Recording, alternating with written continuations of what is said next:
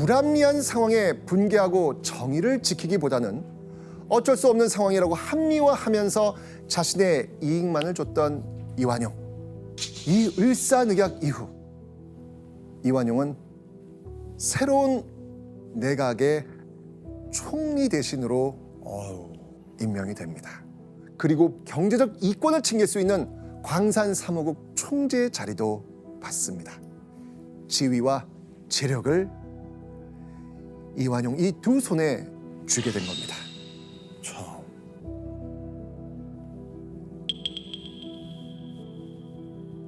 그리고 이완용은요, 이또에게 충격적인 맹세를 합니다. 어떤 맹세지?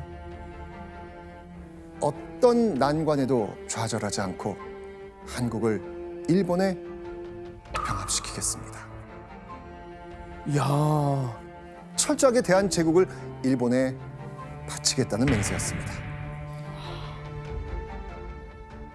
이또는요, 이완용을 의지가 강한 용기 있는 자라면서 절대적으로 신임하지요. 그리고 이완용은 이토에게 충성을 맹세한 겁니다.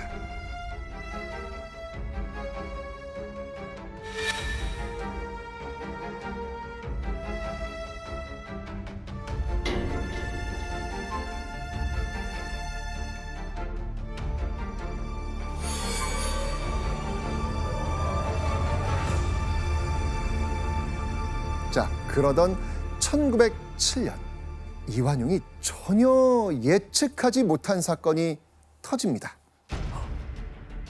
매국노 이완용 입장에선 절대 일어나선 안 되는 큰 사건인데요. 대체 무슨 일일까요? 무슨 일이지? 자, 여기서 짚어보는 별점 체크포인트. 우리 역사에서 잊을 수 없는 바로 그 사건. 바로 헤이그 특사입니다. 헤이그 특사. 자, 이 고종이 을사늑약의 부당함을 알리고 파기하기 위해서 네덜란드에서 열린 만국평화회의에 특사들을 보내서 도움을 요청하려고 했던 사건이죠. 자, 그렇다면 고종의 이 시도는 성공했을까요? 안 했을까요? 성공하지 못하죠. 못합니다. 예. 일본 때문에. 맞습니다. 일본의 방해로 고종의 특사들은 본 회의장에 들어가 보지도 못합니다. 완전한 실패. 자, 그런데요, 일본이 방해했다는 건 일본이 고종의 특사를 눈치챘다는 겁니다. 자, 일본 가만히 있었을까요? 아니요.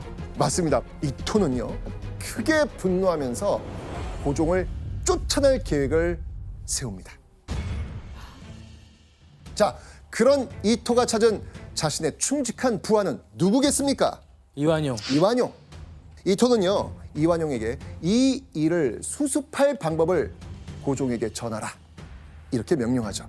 고종에게 황제의 자리에서 물러나고 일본으로 가서 일본 천황에게 직접 사과하라는 내용이었습니다. 와. 치욕적이네요. 당연히 안 된다고 했겠죠. 음.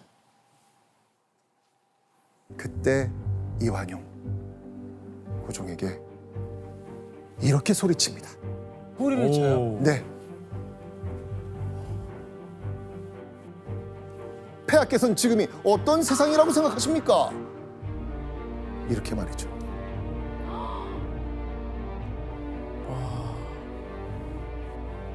자, 고종은 이때 이완용을 홀겨볼 뿐 할 수 있는 일은 없었습니다. 한때 고종을 보필하고 고종이 총애했던 대신 이완용. 그는 이제 일본의 편에 서서 고종의 목숨마저 위협하는 적이 된 겁니다.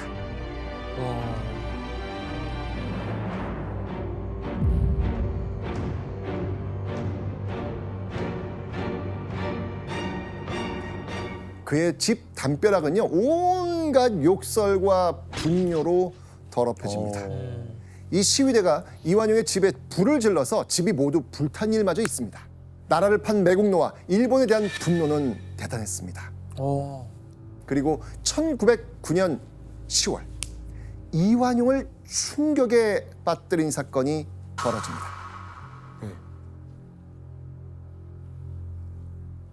바로 자신이 충성을 맹세했던 이토 히로부미가 하얼빈에서 총을 맞고 죽은 겁니다.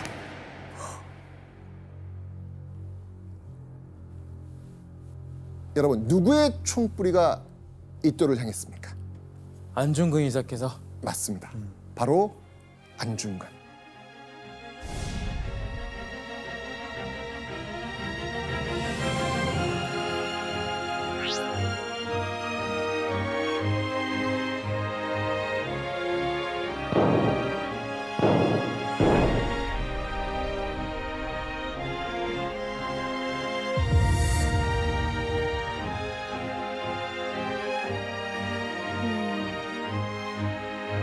자, 그런데 이토의 죽음에 이완용은 슬퍼하며 애도하죠. 와. 아이고야. 자, 그리고 이토가 죽고 2달 뒤 또 한 번 경성을 뒤흔드는 사건이 일어납니다. 어? 자, 당시 신문 기사 한번 보겠습니다. 한번 읽어보시죠. 리 총리가 칼 맞아. 자, 리 총리가 칼 맞아가 이완용? 아까 칼 제가 네, 이 총리가 칼 맞았다고 칼을 그러니까 이완용이 맞아. 이완용이 칼 칼을 맞았다고. 맞았다는 거네요. 네, 맞습니다. 바로 총리인 이완용이 칼에 찔려 생사를 오간다는 기사입니다. 아. 한 청년이 이완용의 죄를 벌하겠다면서 그의 목숨을 노린 겁니다. 그 청년의 이름은 이재명. 이재명. 네.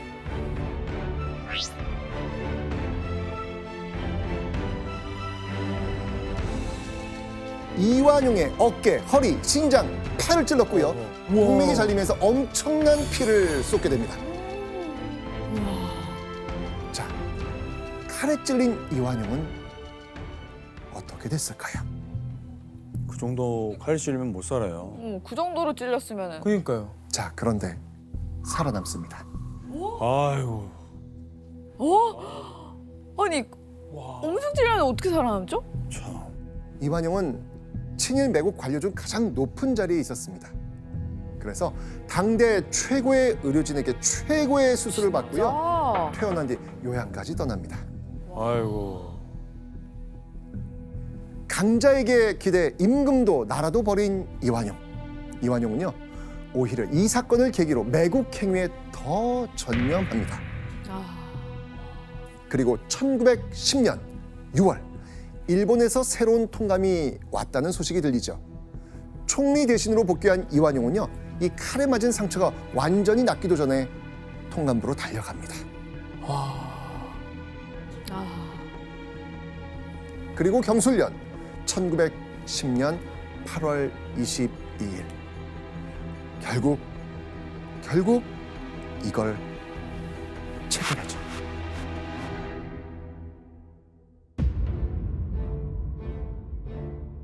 일본과 우리나라를 하나로 만들겠다는 치욕적인 조약, 한일 강제 병합 조약입니다. 이 한일 병합 조약 제1조, 과연 어떤 내용이 올라가 있을까요? 한국 황제 폐하는 한국의 모든 일에 관한 통치권을 완전하고 영구히 일본 황제 폐하에게 양요한다. 그러니까 한국의 모든 결정은 이제 일본 황제가 하겠다는 겁니다. 와. 이 말도 안 되는 조약, 누가 가장 먼저 제의했을까요? 이완용? 그렇죠, 맞습니다. 이완용이 일본 측에 찾아가 먼저 이 조약을 제안했던 겁니다. 이완용의 적극적인 합방 제안에 훗날 일본은 이렇게 말합니다. 그물 속으로 물고기가 뛰어들어온 기분이었다. 와. 그물소. 이로써 이완용은 우리 역사에 씻을 수 없는 매국노로 남게 되었고요. 일본의 침략 계획에 마침표를 찍어주는 막대한 공을 세우게 됩니다. 그리고 사람들은 이 사건을 이렇게 부르죠. 경술국치. 경술련에 당한 나라의 수치, 나라의 씻을 수 없는 치욕이라는 겁니다. 경술국치 이후 이완용의 매국 행위는 다양한 곳에서 행해집니다. 아이들에게 어릴 때부터 일본어를 배우게 했고요. 이순신전 같은 위인전 금서로 만들었습니다. 읽지 말라고 합니다. 왜 그랬을 것 같습니까? 왜냐면 이순신 장군님이 이제 일본을 공격하고 일본을 많이 무찔렀잖아요. 그런 내용이니까. 그렇죠. 임진왜란 때 어쨌든 간에 큰 어쨌든 전쟁의 영웅이니까. 맞습니다. 이완용은요, 나라를 팔아먹은 것도 모자라 이 민족의 정신까지 말살하는데 앞장을 섰던 겁니다. 아유.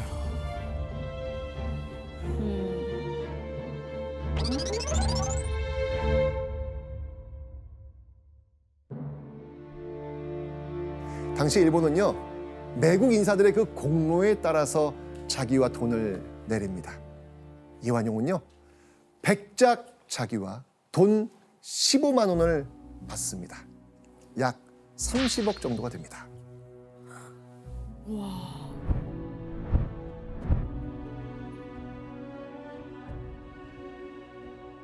자, 이 부동산을 합치면요, 재산은 더욱더 늘어납니다. 부동산의 크기는요, 여의도의 몇 배나 됩니다. 이완용은요, 1926년 69세의 나이로 세상을 떠납니다. 1,300명의 조문객이 참여한 가운데 장례는 성대하게 치러집니다. 팔아선 안 될 나라를 팔아서 누려서는 안 될 부귀 영화를 누린 자라고 신문사설에 정확히 기록되었던 것이죠. 아. 대한제국의 사람들은 모두 이완용을 이렇게 생각했습니다. 그리고 친일파의 대명사 이완용은 지금까지 여전히 손가락질 받고 있습니다. 와. 아유. 죽기 직전까지도 이 자신의 죄를 뉘우치는 기색조차 없었다는 이완용. 그는 앞으로도 영원히 우리 역사의 파렴치한 매국노, 나라를 판 대역 죄인으로 역사에 기억될 것입니다.